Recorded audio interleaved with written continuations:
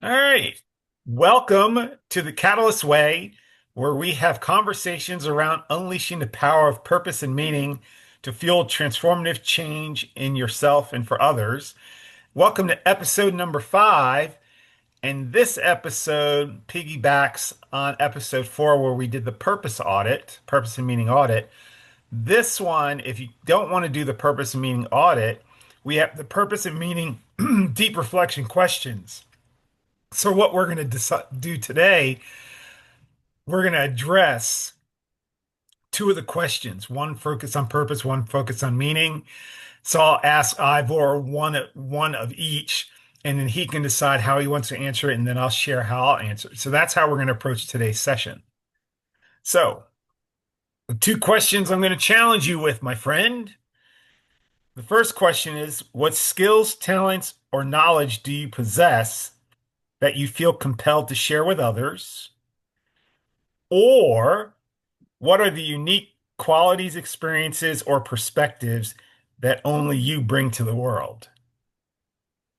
So you get to choose which of those two you would like to answer. Okay, so those are two great questions. Um, I think I'll go with the first one. Okay. Um, for me, I would say skills, talents. What comes to mind first for me would be that of a coach.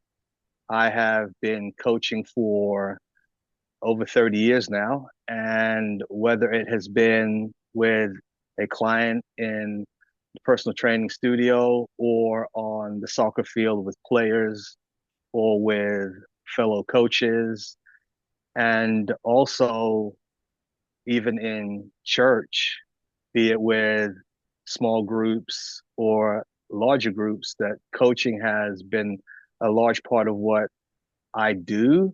And as a result of that, I would say communication has been right alongside that.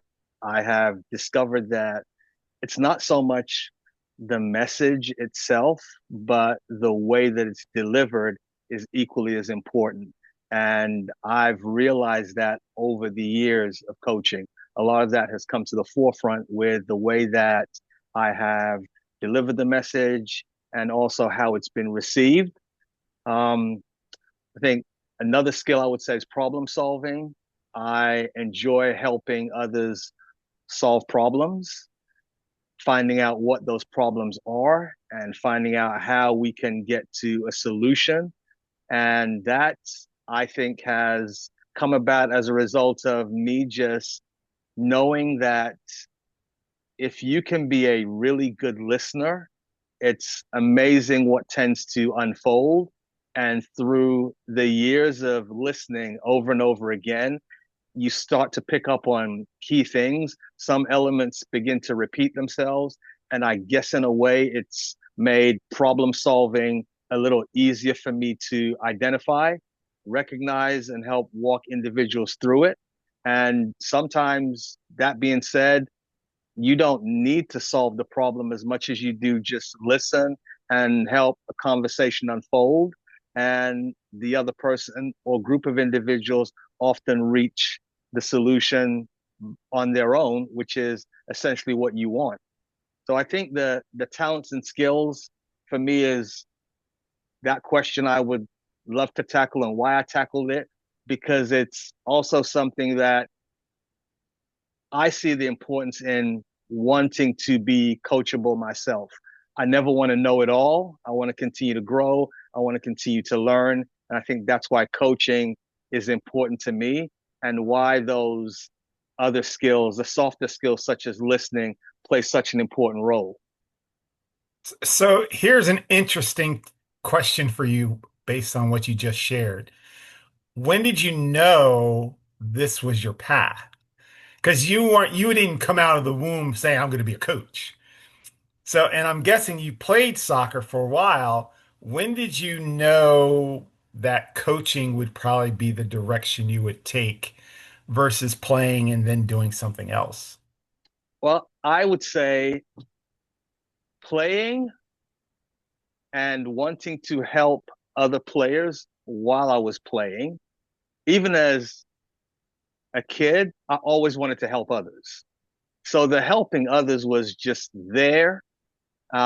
Maybe it's because I'm the oldest of all my siblings. So helping my younger brothers and sister, maybe that was somewhat what fostered it, having those responsibilities placed on me by my parents to make sure I did for my siblings because I was the oldest. But coming out of my playing career, I knew that I wanted to continue to help players. So I think coaching just became a natural progression. While I was working out, helping others with their workouts is what helped foster the personal training part of my career because, again, it came out of just naturally helping others and being told that I was good at it, even though it wasn't something I was necessarily working on. It just flowed, it came easily. I wasn't giving it a ton of effort. However, once I did get into it, I understood what giving the effort could now do as far as honing the skills. And, one of the things you didn't mention is how you're now sharing this work with churches and pastors. So you didn't mention that. So, when you talk about sharing, how is this, you're sharing your talents and gifts influencing churches and congregations along those lines?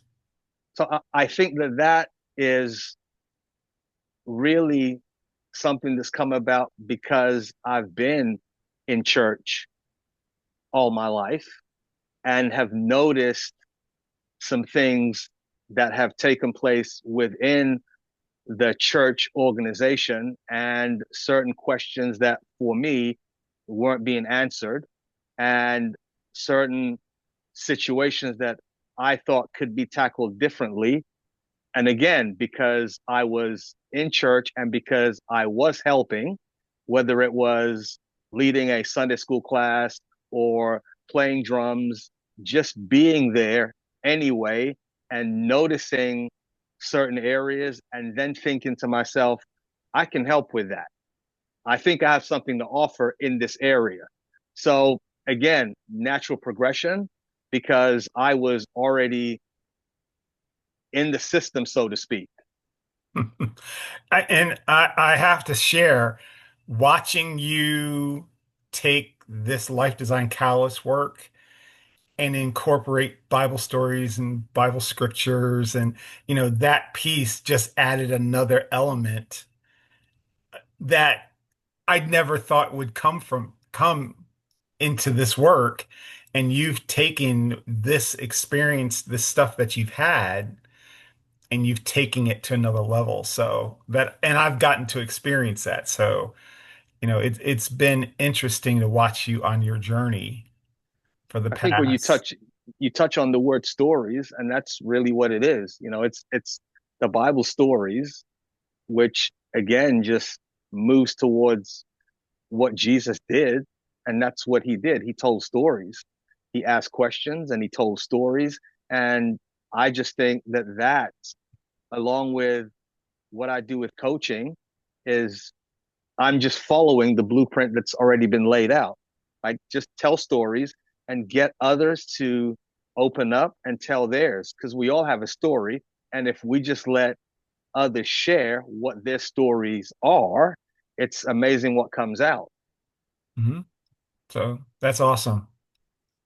So I think I'm going to tackle the second question, which is, what are the unique qualities, experiences, or perspectives that only you bring to the world? And I Okay. think I think I want to tackle that one, um, because I'm thinking about, especially with the experiences. We do this activity called Lollipop Moments, and it's a connect the dots. So when I was growing up, I didn't play sports. I didn't play formal sports. But I was always part of this neighborhood, our neighborhood block. would play against other neighborhood blocks, and then we would play these other blocks. So we would play different groups, and I've never thought that that was actually something that I could actually enhance over the course of my professional life. So, I started, that. I went to school thinking I was going to do something in sports. And when I got out of college, when I got my bachelor's and master's and was in a PhD program, I ended up going into academic advising because it's helping people, get through college so that they can get a degree. Um, and, it was a challenge for me because it took me 5 years to get my degree. So I'm like, I don't want people to spend 5 years or more trying to get their college degree on their own. So I'm like, I got to help them any way I can.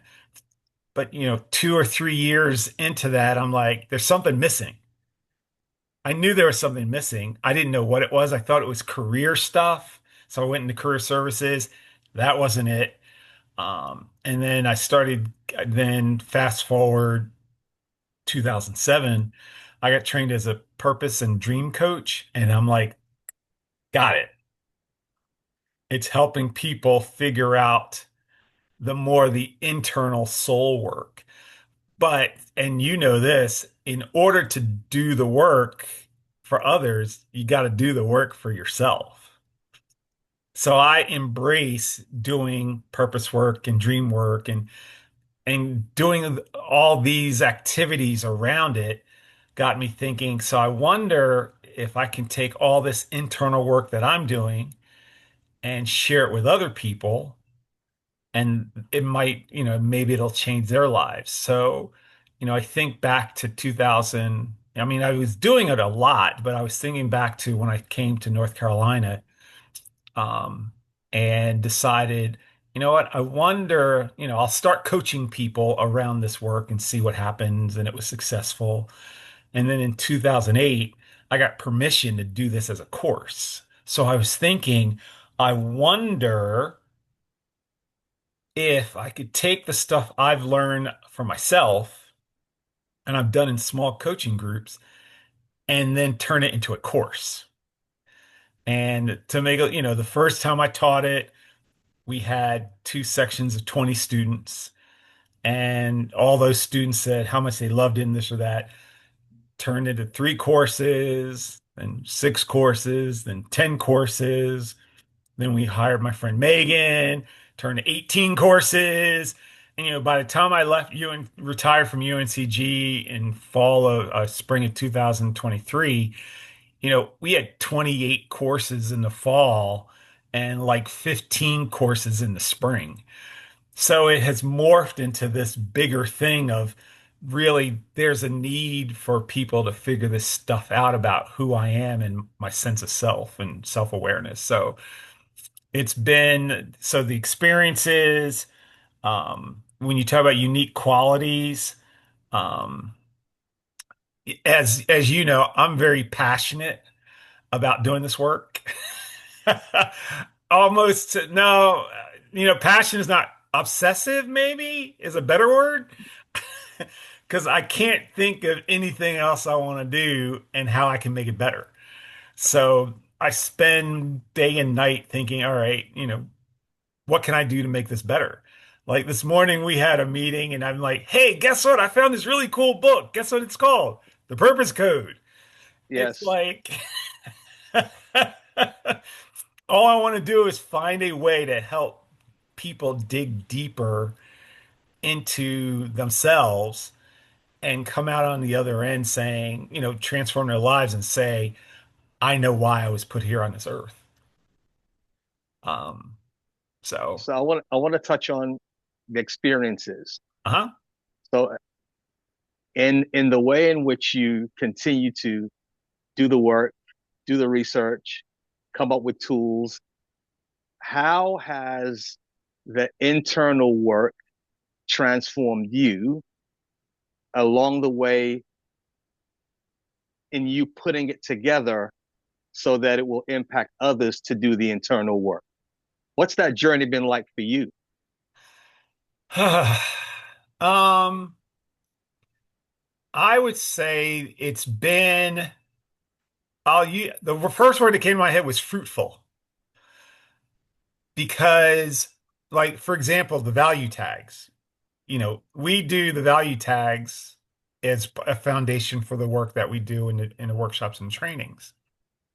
And I look at the values, and for me, getting a sense for what matters to me helps me help others see the value in it. So, like, I know my top five values. Value number one is fitness and health. Value number two is wisdom. Value number three is personal development, growth. Value number four is family, friends, community. Value number five is spirituality. I know that living those values for me and how important it is to me can only help other people identify their values and what's important to them and how they live it every day. And that's just one activity. So imagine there's 40 or 50 different activities that allows you to do that. So doing all the activities, well, first creating the activity and then doing the activity, sharing the activity with other people and getting their feedback and then, modifying it and then providing it for a greater audience.